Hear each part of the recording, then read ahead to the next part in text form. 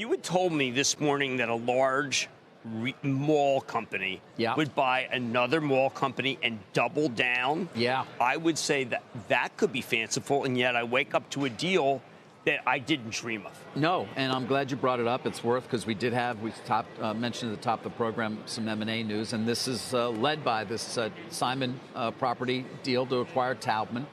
And to your point, Jim, the market agreed with you, and everybody else agreed this is not going to happen. This is a 52% premium, not on the unaffected stock price, which you typically see, but on the affected stock price. Taubman was up last week because there were some reports of potential talks between the two. And this is on top of that. And so Simon obviously does see a significant entry point here that they were willing to pay in terms of consolidating.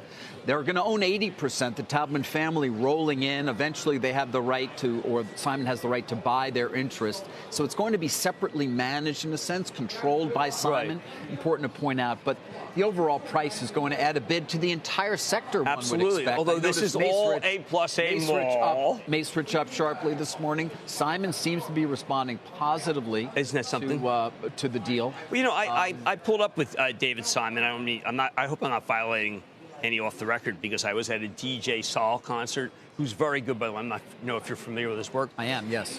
But he's talking about $33 billion in dividends that Simon Properties is historically undervalued.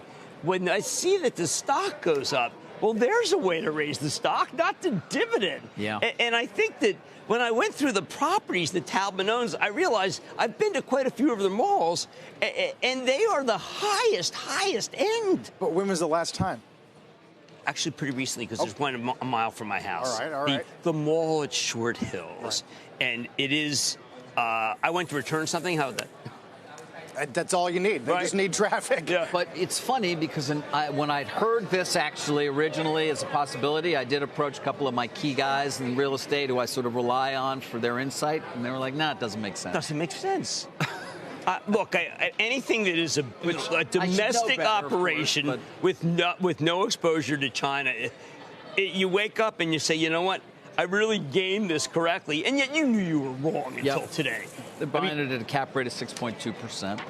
That's reasonable. It's not bad. See, look, Simon had just bought Forever 21, working in a way to buy a vulture.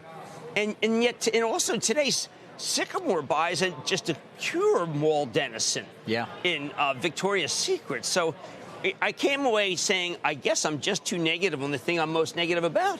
Which is the future of the mall. The future of the mall. Yeah.